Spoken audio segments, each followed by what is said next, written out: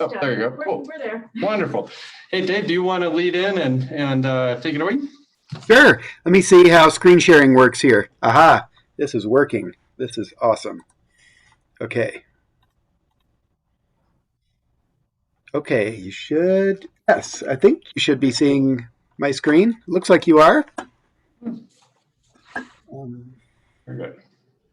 Okay, sorry, let me get my bearings here. Okay, well, thank you so much, Elizabeth, for inviting us, and thanks everybody for hanging out with us today.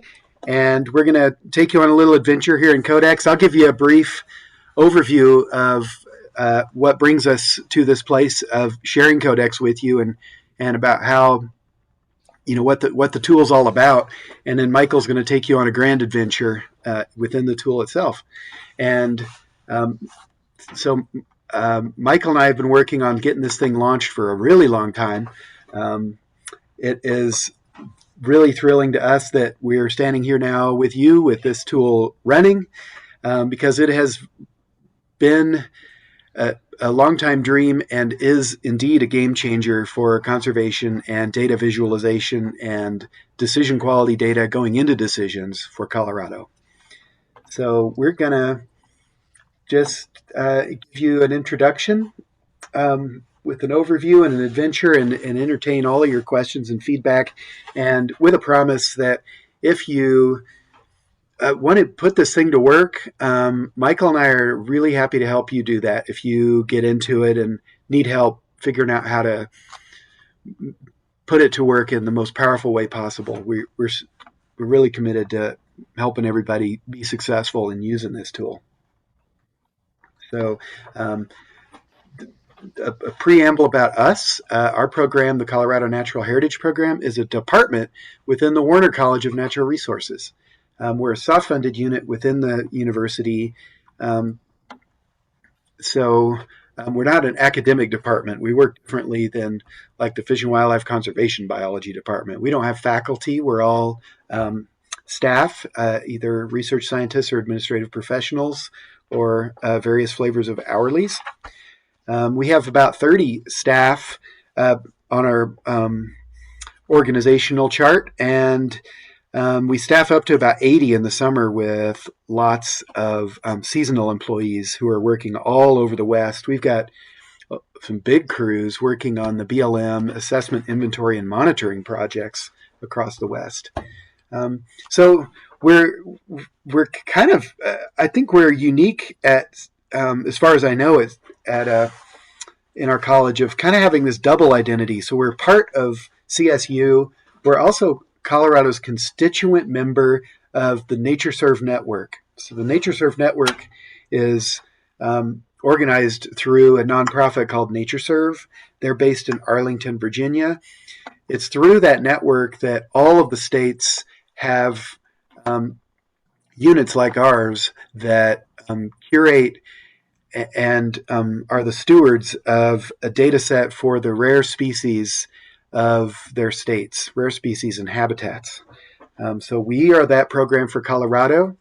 Out of this whole network of North American programs across all of the Canadian provinces and U.S. states, only 12 of those are based in a university. So most of the others are part of a Department of Natural Resources or a fish and game agency. So we're very happy to be one of those 12 because it's awesome to be a CSU. It allows us opportunities to be really entrepreneurial and launch projects like this one that is, and bringing partners and stakeholders into the university and working closely with partners and stakeholders within the university as well. And our relationship with the Geospatial Centroid is a great example of one of those, because we've worked closely with the Centroid for many years in the stewardship of a layer called COMAP, and we're going to show you that here in a little while. I'll let Michael explain what that is when we get to it within CODEX, but it's a pretty nifty thing that you can get to through this tool. So we launched CODEX with some sort of important goals. one being that we had not heretofore had a really good way of bringing the data from our program, represented by this blue blob, out to the world. We have a website, we have a rare plant guide, we have another website called the Colorado Wetland Information Center. We're bringing data out in as many ways as we can, but we did not have a comprehensive data portal for all of these data. So we have endeavored to bring our data into as many of the land management development and conservation decisions as we possibly can in the state. And so, excuse me, so this blob represents all of the data that CNHP curates. Our organization is based entirely on partnerships. So the data that we curate, largely, we generate a lot of it with field work and going out to some of Colorado's highest priority conservation sites and studying its rarest species. But we can't possibly do it all. And Colorado Parks and Wildlife is a super important partner of ours in that venture. Their scientists are working all over the state too, and we operate with them through a data sharing agreement where they provide information to us on Colorado's rare species. We incorporate those data into our database. It's the overlapping Venn diagram here. Same with the Nature Conservancy. They've created lots of really important tools for conservation, the latest one being the Resilient and Connected Network that we're going to show you. That data, excuse me, that layer is a model that's based on the biodiversity data that our program curates, as well as other climate layers and many other layers. Pardon me. Sorry, this is why I'm not in the office here with you today. Another one important partner is the Bird Conservancy of the Rockies. They do a ton of field work all across the West and curate a thing called the Integrated Monitoring and Bird Conservation Regions. And those data are also going to live in CODEX. And some of Colorado's rare birds are in those data, so they intersect with the data we curate. And lastly, Keep It Colorado is an organization to which all of Colorado's certified land trusts belong. So we partner with Keep It Colorado to obtain data from all of Colorado's land trusts on where their privately held conservation easements are to feed into COMAP, which we'll show you shortly. So those are organizations we work really closely with to curate data in Colorado. But to make good conservation decisions, there's a lot of other data that you need to be looking at as well, including cultural heritage data, which we don't really interact with or curate, environmental justice data, which are on the way through a thing called EnviroScreen that the state is developing now through the CDPHE, Colorado Department of Public Health and the Environment. There's a lot of very specific data from agencies that we do not curate at CNHP, and no matter, whatever your particular conservation question is, you might have other data that you want to look at that might not matter to a whole lot of other people. So the CODEX is sort of an ecosystem of all of these things, including data that aren't even housed in CODEX. We can bring those data in as well so that you can interact with them. So the tool, when a user identifies an area of interest, it runs a report against all sorts of different layers within the tool, and then generates a PDF for you with maps and lots of links and information. And it gets you ready to sort of make a big conservation decision. It gives you the materials that you need to submit for review to approving agencies and stuff. So that's kind of what the tool is, and in launching it, we did that through a broad partnership. NatureServe, the organization I mentioned in the beginning that we are the constituent member of, has a team of web developers that have built the CODEX tool They call it the Environmental Review Tool, and it's used in 10 other states besides Colorado, and more of them are on the way. And so they are the ones who actually develop the technology that we're using for CODEX. And we are the home for it. We're its institutional home here at CSU, and we manage and decide what data layers and queries go into the tool and work on developing new features with partners and with NatureServe. CPW is our lead partner in providing the critical data. You're going to see a bunch of those data. There's a ton of CPW data in here because this thing is another really important part of that story of why we launched this is that before CODEX, you had to go to CPW separately than from CNHP to get all of the good environmental data on species and habitats to make decisions with. Now in CODEX, those are all brought together into one place. So CPW is our lead partner in providing data. They also provide key funding by covering the annual cost to NatureServe of hosting the tool. And lastly, the Keep It Colorado and all of the land trusts, but especially Colorado Cattlemen's Agricultural Land Trust have been thought leaders with us in developing a really nifty part of this tool called the Return on Investment Tool report. I'll show you that in just a second.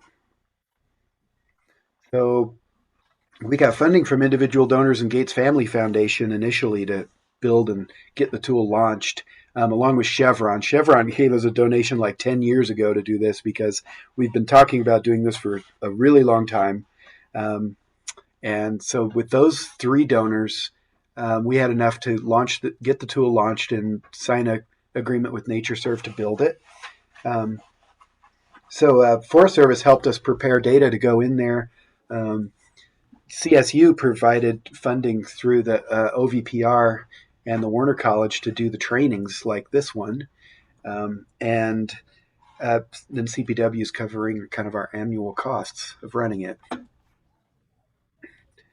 So it was, I think part of our success in doing this rests on the fact that we have done this as a broad partnership involving all of the key decision makers in Colorado in the creation of the tool. And those include all of these federal agencies, state, county, municipal organizations, nonprofits, and for-profits that we engage through our working group as we work towards launching the tool over the 2 years from, actually the 3 years from 2018 through 20. And so the last thing I'll show you before we turn it over to Michael is this slide just describes what's going on in this return on investment report. And do you think we'll have time to show this off to him, Michael? Yeah.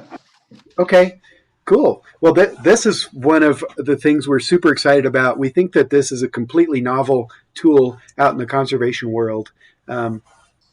We worked with Dr. Andy Seidel, who's a professor here at CSU in the Department of Agricultural Economics, who's one of the world's experts on ecosystem services measurements. And he used a benefits transfer method to assign a range of values to all of Colorado's different land cover types in the NLCD, National Land Cover Database, to give us an estimate of the range of values that annually a given area of land will generate from this vegetation type. So those data first went into a report that we wrote with him called Investing in Colorado that was a response to the Colorado State auditors asking the question of where are all the conservation easements and why should Colorado taxpayers be foregoing like $40 million in revenue to support us even having them? So the answer was a resounding, well, that's a pretty darn good investment because you get $4 to $12 back for every dollar spent on conservation easements or for foregone tax revenue. So But now you can interact directly with those data in CODEX by selecting an area of interest, and it will tell you an estimate of how that pencils out for the area that you submit. How many dollars per year worth of ecosystem service benefits are you getting out of a given chunk of land? So without further ado, I think it's going to be a lot more fun to just see all this in action in CODEX, and I'll stop talking and let Michael take you on a tour. Sure. Thanks, Dave. And just so it's handy for folks online and following along, could you post the link to CODEX on the chat, please? Yes. Great. I'm going to go ahead and share my screen. And if anyone has questions, I'm monitoring the chat. So you can put them in, and when we have a break, we can ask it. And then say, obviously, if you're in the room, you know what to do. Okay, so when you go to the homepage of CODEX, it's just codex.cnhp.colostate.edu. In the top right corner over there is where you can register for an account. Everyone in here can register and use that registration to be able to view the full COMAP and to run reports, which we'll look at in a minute. But let's just go ahead and take a look at the map and play around in the map like Dave was saying. And please feel free to interrupt with questions as I go, or if you want to interact and talk about a layer, we can do that. Just out of curiosity, just to get a background, how many, at least in this room, and you can respond in the chat too, are familiar with the Colorado Natural Heritage Program before today? So, okay, good chunk of you know that we're one of the main databases for the sensitive species info. And when you get into the map, you'll immediately see there's all these layers on the left. Up here are the buttons where you can create your reports. You can also, if you don't like the base map, you can go in there. Over here are a number of tools that we can use. I'll call attention in a second, in particular to the identify tool here on the left. But if everyone, and you can actually use the map without an account, you just won't be able to run reports. And there's some layers that without a registered account that you don't see the full version of, COMAP being one of those. But if everyone wants to go ahead and go to the map page, just click on the map. It'll take a while to draw. You'll notice each time you click it, it does redraw the layers. So if you don't want it to redraw, definitely don't refresh the page, or you'll be waiting for this layer palette to show back up. But as a thing of interest, the CSU Mountain Campus is definitely an area we all know and are really interested in. So let's just start with the find address. And I'm not sure if it'll come up with Mountain Campus or if we're going to have to use the dreaded Pingaree. We might. Yeah, that's definitely not it. So apologies for using that. I agree, it needs to go. So let's see if, no, I had it earlier from this by searching. Nope. Well, I know where it is, so let's do that. So let's just search for Fort Collins so you can see that search actually does work. And we'll avoid even using that terrible search term. Okay, so here's Fort Collins. When you do a search, it takes you right to where you're at. If you want to see where the heck you are, there's a locator map you can pop out over here. You can hide the layer palette with this arrow if you want all map when we get going.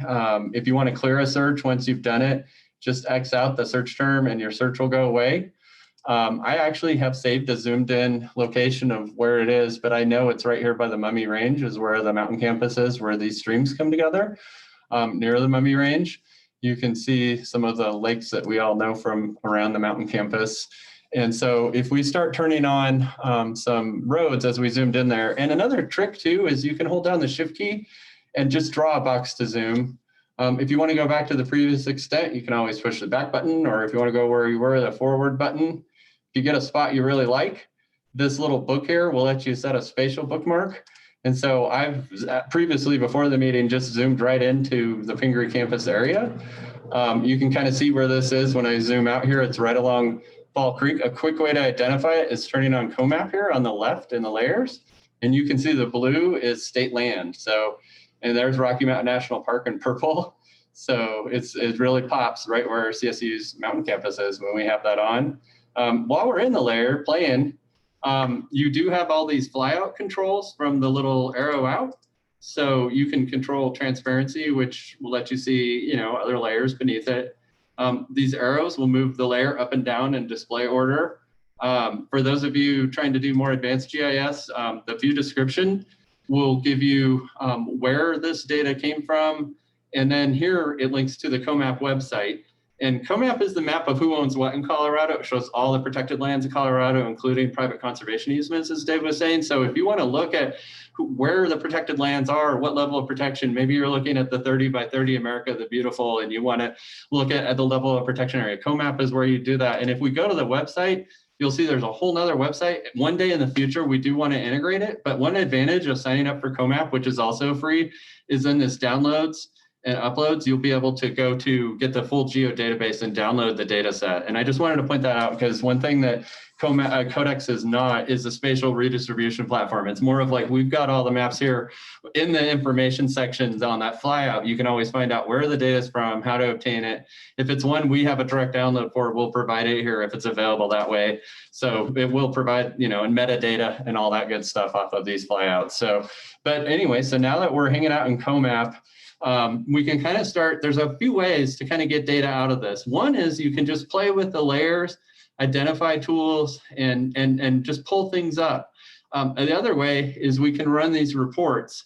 And so since it's going to take a little bit for a report to cook, I'm going to go ahead and start with that, if that's all right. And if we click Create Project button, and forget about the ROI report button, I'll explain why in a second, but really you can create all the reports that you want from this Create Project button. And you get this Draw Edit toolbar when it comes up. If you're doing this later, the Create a Report under Help will give you all this stuff I'm talking about. So I'm going to kind of keep it somewhat surfacey because we don't have a lot of time. But as you zoom in and out, you'll notice that you have to be zoomed in a certain extent to be able to draw your search area. And so if I wanted to draw a search area, say around the mountain campus here, I could just go ahead, once I've gone in and zoomed enough, just click once for a vertice and then just draw your shape around the area of interest. And I'm just going to draw a little broader search around the whole campus area. And then double click when you're happy with your shape. And that will start your request. Also from this window, from map layers, you can use existing layers like the parcels or COMAP or any of the layers on the left to create a boundary. You can also upload a shapefile or a Google Earth file to outline your boundary. And there's some requirements for those that you can read when you get to that submission screen and also in the help. Some size requirements, and they need to all be zipped in the root and things. But if you have them in the proper format, and over here, if you don't like the drawing the way it is, you can change it to freestyle. So it's not the drop a vertice point thing. I like the points, it's easier for me. But if you're someone who wants to draw curves and everything, you can adjust that. You can sort of undo and redo and adjust your shape with some of these editing tools. But I'm going to just go ahead and click accept here. And that'll take us into the report submission window. And so when you create your project, you have to give it a title, and I'll just say Mountain Campus Test. And then the project type, we can just pretend this could be any type of project. I'm going to say it's a conservation restoration project.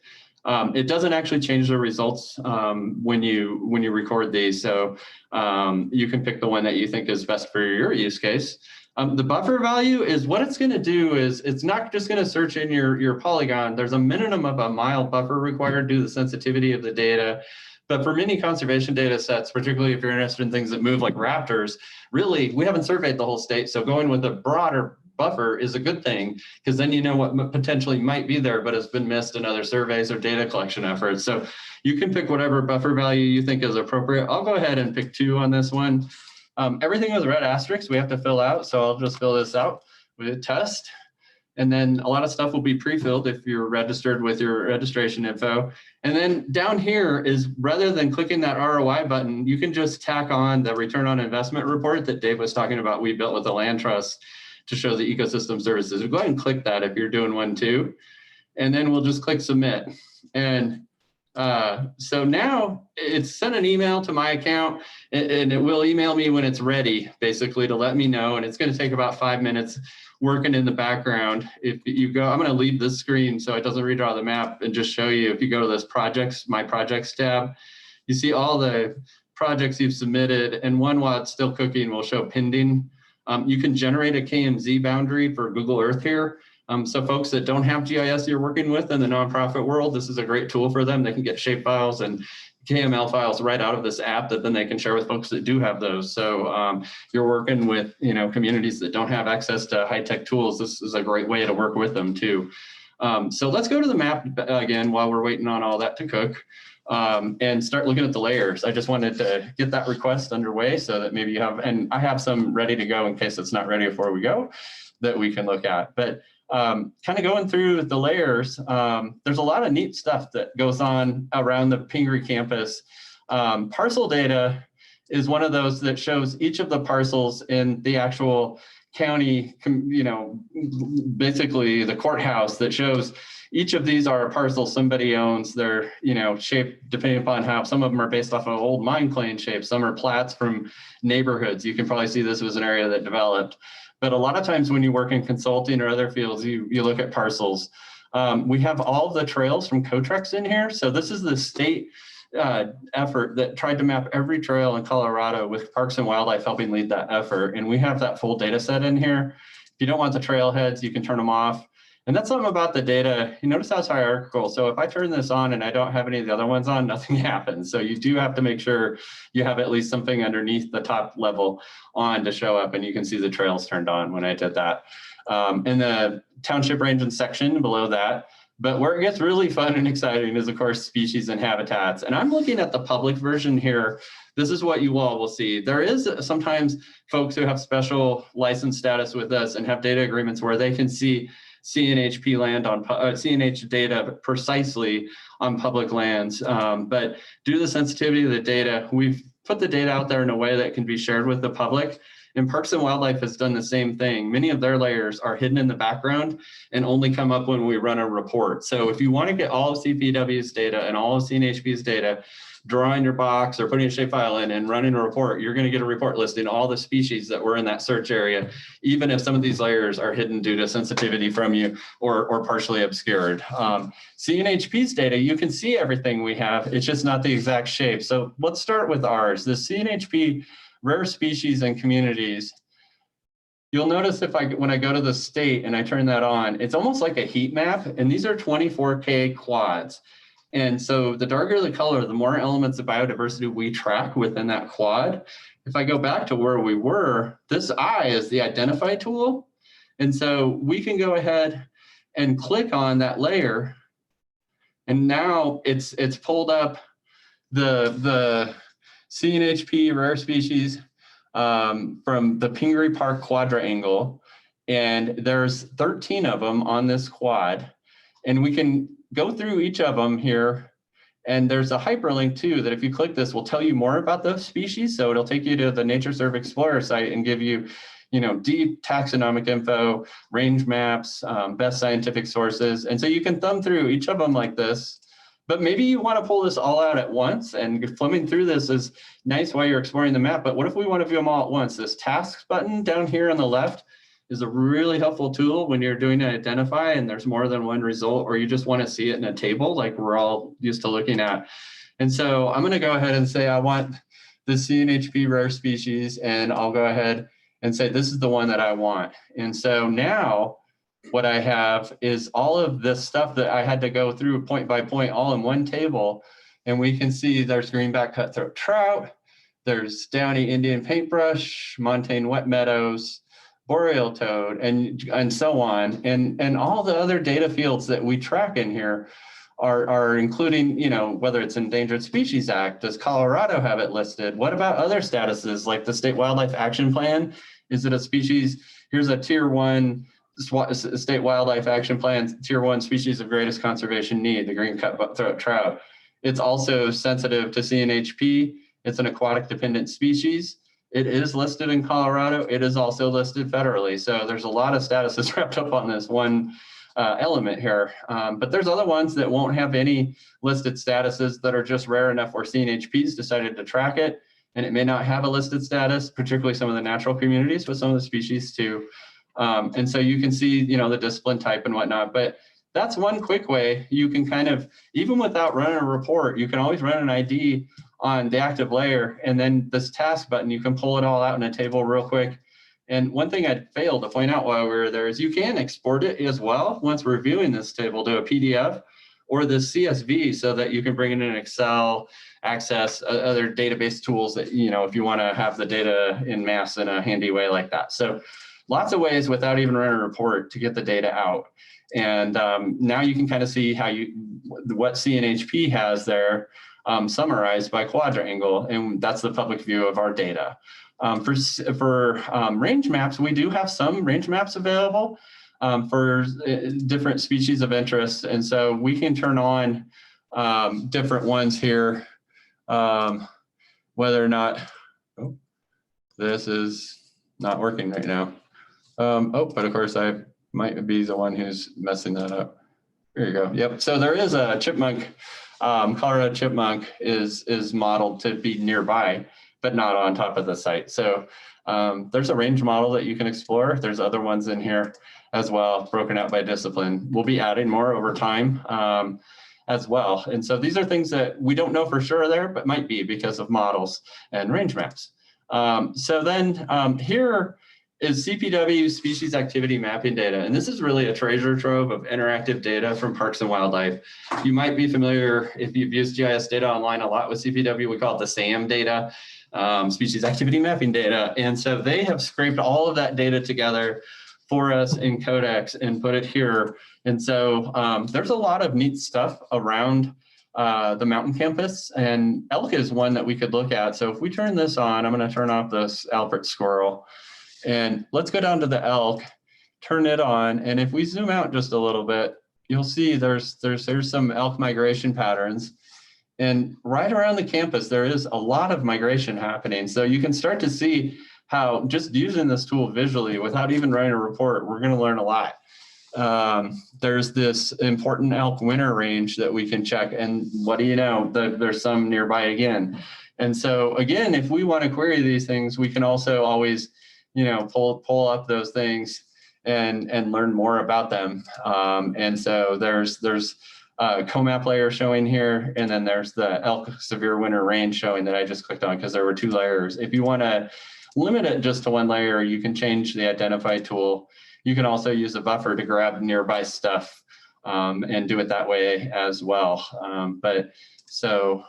Anyways, lots of neat little layers to look at around the mountain campus. We have also bear is another good one. There is a lot of bear habitat, but these human conflict zones are particularly interesting. And you'll notice there's one smack dab on top of the CSU campus.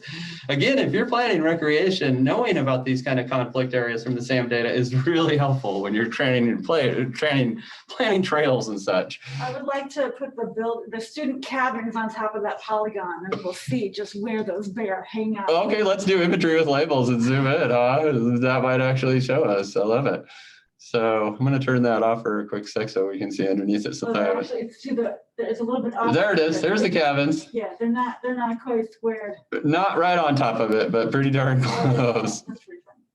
Oh no, it's there. Look at, there's like some of the student cabins, but not all of them, because a lot of them are over here, Yeah. So, and there's like the dining hall and stuff. So it's more like the staff cabins. I worked at Pingree and I lived in this cabin right here. Or CSU Mountain Campus. I really still have to work on that.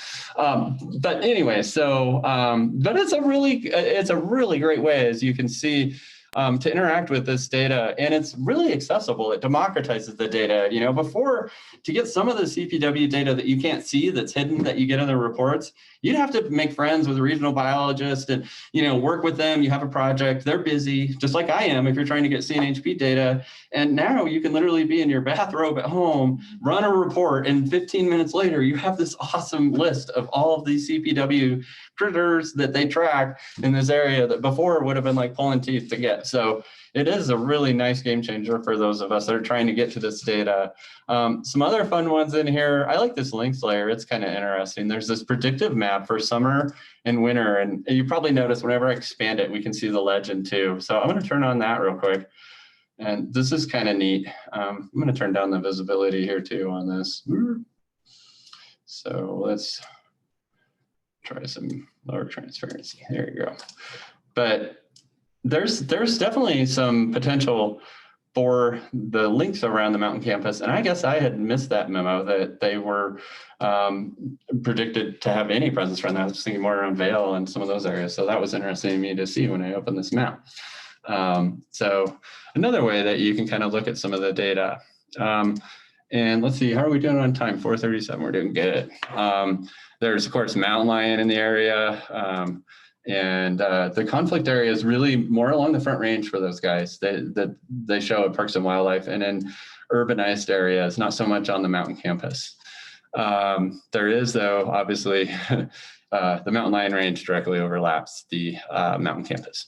So, and there's, mule deer, all these other species we could look at. Is there anything anyone has questions about the species info at this point? We'll look at the report, but this is a good taste of kind of how we can kind of crawl through those layers. We can use the identify tool. You can pull it out in a table even without even running a report.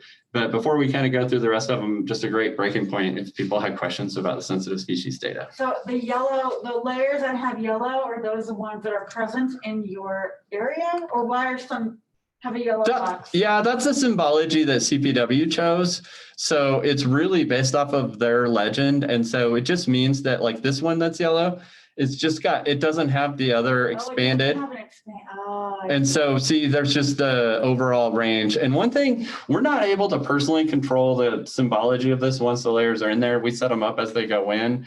And we went with our partners' choices on a lot of this. But one thing we're hoping in some future version of CODEX is that this all runs on ArcGIS server for those of you, the geeks in the crowd in the background. And there will be a new version that is going to support a new map core and better support the American with Disabilities Act. And I don't know if it's possible, but we're hoping to get some ability of the end user to be able to customize the actual legend and change the legend. At this point, that's not a feature, but I would really personally love it. So just to know that. Is there any other questions? Good question. And if you're online, you can put it in the chat. Yeah, Dave will be monitoring the chat, and feel free to interrupt me, Dave, if you think of anything I'm forgetting too, for sure. And there's some other neat stuff in here. One thing you'll see light up right through the middle of campus is the Wild and Scenic River.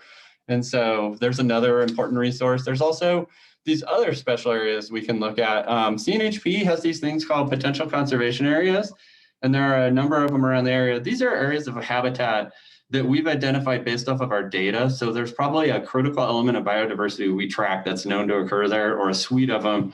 We draw the boundaries in an attempt to capture the ecological processes needed to sort of keep these on the landscape into the given future. We don't say there should be no development activities within the boundaries. They're merely a planning tool to help identify those areas that probably do require some special care. B1 sites are particularly important. Things like the Gunnison sage grouse, if we were to lose those sites, might just blink out from the universe if we don't protect the B1 sites. Those tend to be species last stand on the planet Earth kind of sites, where the B5, it's important for biodiversity, but maybe it's like a good example that would be the South Platte River has a lot of bald eagle wintering habitat all along the river. And so that's a general biodiversity interest B5 site. But these are great tools. And if you click on these things, either in a report or in the ID tool, you can also, again, notice there's this hyperlink. And whenever we see one of these hyperlinks, we can open it. And here we go. So then you get a site report that tells you all about that site from the CNHP website. Why did we draw it? What's the species? And in this case, looks like it was for the montane willow car and greenback cutthroat trout. So, but that's just a pop-up you get right from the map to get more info. There's also partner data that does that. So I believe there's an important bird area. So let's look at the Audubon IBAs. Yep. So look, here's one right here. There's an Audubon IBA. So some important bird habitat probably linked to Rocky Mountain National Park. And if we click that, now we get a hyperlink for the Audubon site. And oh, there it goes. And now Rocky Mountain National Park IBA comes up on their website with a report that they provide for that. So wherever we can, we try to link out more info like that if it's available. And we'll be continually adding more of those links as we get resources to link out to. The critical habitats for listed species are in there. The State Land Board Stewardship Trust lands are there. Those are lands that the State Land Board manages more for conservation. So a lot of special areas to review. Down in natural features, we have the land cover, which is how we figure out the different cover types that provide ecosystem services. So when we look at the ROI report here in just a minute, this is the layer that's used to count up the acres of the different cover types to figure out the ecosystem services. Ecoregions from the EPA, you can get at various levels. And soils, we've broken out the farmland soils. It turns out a lot of our land trust partners need to know these sort of prime agricultural significant soils. And so you can get all the soils or just the farmland soils. And then geology is the last layer here. COMAP is one of the big ones we were talking about. I'm going to turn back up the transparency a little just to underline how cool it is. If we go zoom out a little bit, you'll start to see all these different colors. And so white is private, and we don't have the individual landowners, but these gold sites are private lands that are encumbered by a conservation easement. So these are lands protected through that mechanism. And then the red ones, if we expand the legend, you'll see are preserves. And so this is like a land trust that actually owns this land.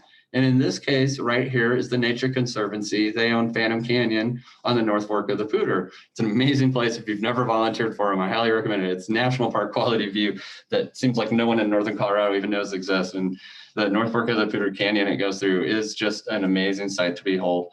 But so you can see too how COMAP, we can start to see the Mountain to Plains project where the county, the city, the state, GOCO, a number of private conservation organizations like the Nature Conservancy, all partnered together on this project of what if we could go from the peaks of the mountains all the way to the plains and create corridors and a conservation project through all different partners and create something that just hasn't been done. And you can see they've been largely pretty darn successful.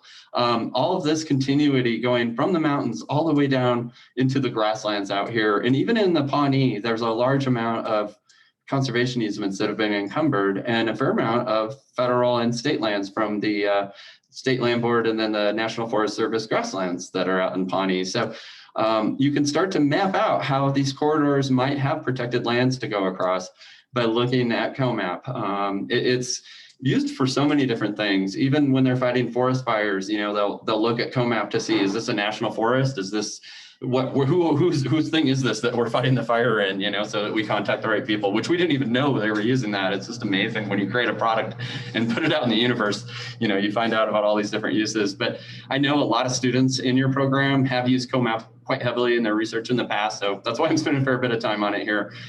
You can, if you look at it, you can also query it, of course. So like, let's look at one of these easements. So here's the Roberts Ranch, really famous ranch outside of Fort Collins that's part of that project. And you can see the protection mechanism is CE, that's conservation easement. It's protected in perpetuity and the easement is held by the Nature Conservancy. And so there you go. We've learned all the different pieces of why that's protected. And there's definitions, of course, in the data set with COMAP for more information about what some of those labels mean if you're like, wait, I don't know what CE means, or something like that. So, but that's COMAP, really helpful layer. For conservation planning, there's also some great layers for you all to play with in here. These terrestrial ecological system patches represent an analysis of all the different ecosystem patches in Colorado, and the ones that are large enough to support really large-scale conservation efforts have been pulled out here. And another way to look at a landscape for completion of conservation is, are we just protecting rock and ice? Or are we trying all the different ecosystem patches that are viable for protection projects? Is there one that's really underserved? Maybe we need to focus on the grasslands or something, you know? A data set like this will help you sort of figure out those questions. So that's a lot of fun. Dave mentioned the TNC, Resilient and Connected Landscapes. And what this does is it integrates climate change and biodiversity, climate flow across the landscape as far as connectivity, and it tries to identify the very best places for conservation. And you can see the most resilient sites are going to be darker green, and then it kind of fades down. And so you can start to use this to really prioritize areas that are going to really hit the mark. And here's where it's merged with just the resilience, flow, and regional biodiversity all integrated. And that's what the second one is. And so the ones that are dark green have all three values. The one that's blue has resilience and flow, and you can see it goes down from there. And so we have a tool here where you can start to see when we are targeting big conservation dollar spends to try to put them in areas that are equipped to survive climate change, and to really lean on the tool for identifying those areas that are primed for conservation that way. Not everywhere in the state has been mapped with biodiversity. So if something's missing on one of these maps, that's the brilliance of having all these other layers. It's like, well, maybe there's something TNC missed. I mean, they pulled that biodiversity data, some of it 10 years ago. So what if I look at the CPW data and see something really critical there? Or maybe there's a restoration project that's not showing up on this yet, where someone's really dumping some restoration dollars. And, you know, so absence in one data set doesn't mean it doesn't have conservation value. As part of what I'm, you know, we have to consider many spatial temporal scales in conservation. And so this is one of those places, but really powerful data set to play with. They have a whole website for this. You can run reports, site reports, just like you can on here. So definitely invite you to go to their website for that as well. This landscape disturbance index is another really cool layer. It basically shows the human footprint, and we've taken everything from roads to oil and gas to alternative energy. And more recently, we even added trails. So all these little squiggly lines. So trail planners have an idea of the cumulative impact of trails. And everything is plotted with a decay curve. So the further you move away from it, the lower the disturbance. But when you get to a wider statewide view, you can obviously see the Front Range pops quite nicely with all the urban development. So another way to sort of look, you can overlay this on other areas you're interested to see, is this an area that needs restoration? Or are we looking at a really special area that hardly has any human impact, So another really cool tool. For water and wetlands, this wetlands layer here is one of the ones that you'll see not all of the wetlands will map until you zoom in far enough, just like we were before. I'm going to use my tool to zoom back to where I was. And here we can see all of the wetlands showing around the mountain campus. And there are quite a few of them. There's also in-stream flows, water structures. If you want to pull out the rivers, streams, and springs separately so that they pop on the map, a little easier to see sometimes than using the Esri provided maps, on the base map. So great way to pop those. If you want to look at individual watersheds, we have HUC 6 through HUC 12 levels, which are smaller to bigger layers, basically like the whole river or just the stream. Great ecological units of study because the boundaries are natural and not like, political square boundaries. So a lot of times when we're talking about range maps and things, we use watersheds as our boundaries for those. And then finally, these invasive layers from EdMaps is the state noxious weeds official map layer, and then some invasive species maps. So, and then some administrative boundaries. You can turn on and off the base map down here.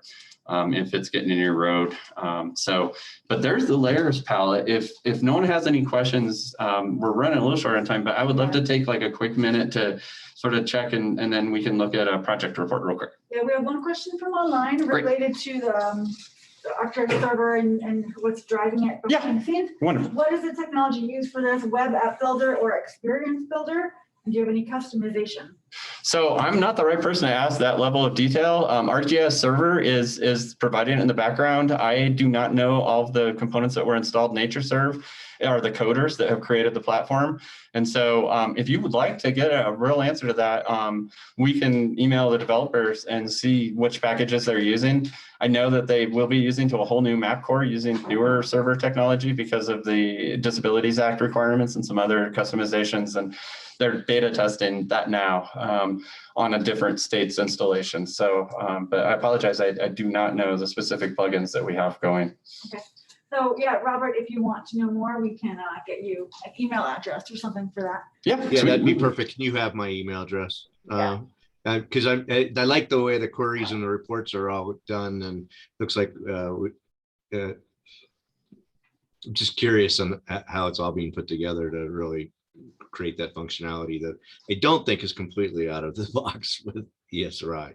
So no, yeah, and Esri is an institutional partner of NatureServe, and so they have a really close relationship and work together all the time. And I should let you know there is a bug on this map that they've actually escalated to senior Esri technical support because of some maddening little issue that neither NatureServe nor CNHP has been able to solve with the data. So if you run a report and get the wrong little wetlands niggle, the report may fail. And it seems to be mostly in just a small part of Lake or Chaffee County. That's why we're friends with Esri, so they can help us figure this really weird issue out. But when you have an application this complex, whew, there's a lot. Got it. Yep. Thanks. Yep. And officially for the students in the class, we're technically out of time. So if you have to go, that's okay. No hard feelings. But are there any other questions, either from the room or on Zoom? Is there a summary for the different layers of like who generated like the original data on this? Yes, that flyout I was talking about, when you go to view details and description, those two will give you all you each need. layer that you go to, you can find that information. Yep. And then when you open the reports, just really quickly while we got you all here, there you go. We'll look at both real quick, and you'll see now you can get the shapefile. You can also get the results in CSV from the project report. And then here's the return on investment report. Let's look at the ROI report real quick, just in case some people have to leave since it's so novel. The other one has all the species info, but Dave had kind of brought that up, and I want to make sure we get a chance to look. So the intro will give you kind of the methods we used. And since we don't know your investment, we're really giving you the annual ecological benefit. We don't know what you might have invested in a conservation project. So we gave you the same kind of methods we used in our report to the state legislature, the return on investment report Dave mentioned. So you can do that. Our disclaimers that this is not replacing an appraiser. And then you get this series of maps. Here's our request area that I drew where it was in the state. And then this shows the land management from COMAP. So summarizes all the ownership in the area I searched. And there's a mix of state and federal, like we discussed. And then you get down to the NLCD layer, and this is that map of the different cover types. And so it goes and counts every pixel of all those different cover types. And then when we get down here in this report, it's going to say, okay, there was 53 acres of deciduous forest. That's an average for air pollution removal, carbon sequestration, et cetera, 25,000 to 58,000 a year if these systems are conserved. So when these systems are conserved, you can look at that. The full roll-up for that polygon I drew outside of the mountain campus but encompassed it was on the order of 4.8 to 11.5 million a year. The broad ranges are there because this is frontier science. There's a lot of arguments over what these ecosystems are worth. And we went Dr. Slidell's very generous estimates to make sure, and he used 2 trust for public land studies that have been previously done, massaged them specifically for Colorado. And then we've also brought these values forward with inflation since the original report, and we'll do that again throughout time as this happens. These are the actual values in the table you get at the end of the report that were used by acre, so you can see what they were that were plugged in to get these numbers. And then it summarizes the ecosystem services. So that's what that one looks like. Really cool report. You're doing a grant request and you're working with the land trust and you're trying to get funding from GOCO. Turning this in with your grant proposal is a big head turner, because it's like, wow, okay, yeah, we should invest there. There's like some serious ecosystem services that we're going to protect. If you look at the project report, let's zoom in on this one a little too, and I'll go ahead and F11 it so we get full screen. You get the kind of same preamble. We'll give you the contact of CNHP and CPW for data questions. So much of the data CPWs that a lot of their contact info is in here. You'll see kind of similar series of maps as we get going. There is this map that's submitted by user. And if I had turned on like the wetlands layer when I hit request, it would show up here, or any of the other layers I had brought in or turned on, any customizations I'd made to the map. Like maybe I wanted that landscape disturbance index on one of these maps. It'll show up on this web map by user. So keep that in mind when you're making your project reports, that if you want this web map as submitted by user in your report to be different than this, I didn't have any customizations on, but had I turned on some, and I do have some samples with that, I just did this quickly with y'all and kind of forgot to make sure I had to layer on, but that would show up here. And then you get into the meat of the report. The major sections are flagged with these blue headers. And so it goes regulatory species and then other species of concern. Regulatory means federal. We work with a lot of for-profit consultants, and unfortunately, all they really care about is it protected by the Endangered Species Act. Okay, done. And so for them, having this info right on top of the report is incredibly valuable. But you'll see that, we've got greenback cutthroat trout in the search area and cutthroat trout. These links take you to more info, like we were saying on NatureServe Explorer. You get all of this info of what was the data source, If it was CNHP data, what's our identifier? So we can look it up in our database if you have questions for it later. These other statuses that we discussed, when was it last observed? If we know the viability of the occurrence, what's its viability rank? The state and global rarity ranks from NatureServe that we use at the CNHP for global and state rarity. What's the data type? So you can see we really try to provide you all the info about the data we're providing to. This is all decision quality data vetted, through the scientific process. Potential is things that we think might be there. So we don't have a record on the ground in CPW, CNHP, or the IMBCR or other data sets that might be in CODEX, but we have a range model or maybe a species distribution model, or maybe an old historic record with very low precision that says maybe it'd be there. And so lynx, might be there according to the predictive map, as we saw. Greenback cutthroat trout might be there, and golden eagle, which have federal protections, might also be there. And then this other species of concern is where a lot of the species are going to show up. All of these were documented in there, and you'll see all of these important elk. Historic occurrence for wolverine is in there, so probably not there now, but historically it was there. Boreal toad, this Engelmann spruce, white marsh marigold, natural community, these black bear, and it just goes on and on. Through all these are actually documented in one of the data sets that's in the background being queried, are in your search area. And then the potential, again, is stuff that might be there. This is just the non-federal potential sensitive species that might be there. And then we get into the next main header, and that's the special areas and land status. One of the areas you can't see that's currently only queried by the report is this SB 181 high priority habitat. And what that's oil and gas rules have identified these high priority habitats they have to review for every oil and gas well. And since so many oil and gas people are using CODEX, this pulls that out for them. So they'll see in the report that they have these SB 181 high priority habitats in their area. There's also potential conservation areas that we saw, and you can link these to the reports that talk about those. If I'd drawn the polygon to actually include that Audubon IBA, it would be here too, the one for Rocky Mountain would show up here. But so those are all the special areas from that part of the layer palette that popped in here, including the ones, there's a lot of data in all this. There were layers that, might have been hidden by CPW or other partners that weren't even on the map viewer that are coming out here. And then we get into the managed areas. So this is the COMAP data. So all the main landowners that are involved. And so these are the ones that we currently have listed for that area. And then water and wetlands goes through the National Wetland Inventory and summarizes each system type by acres in your search area. So you get a complete download on all the wetlands in your search area. And that's the project report. It's a lot of data, but it's in a convenient format. You can pull this into CSV, like I was saying, from the project screen to pull into your own projects, complementing that with the return on investment report. And you have a really powerful tool to sort of summarize data across what would have taken me 10 years ago, like weeks to pull together in my past life in conservation. And now I can push a button and boom. So it's a dream for me. It's a passion project I've always wanted to see happen since I've been at CNHP. I can't be more delighted that it exists. It just launched November 1st.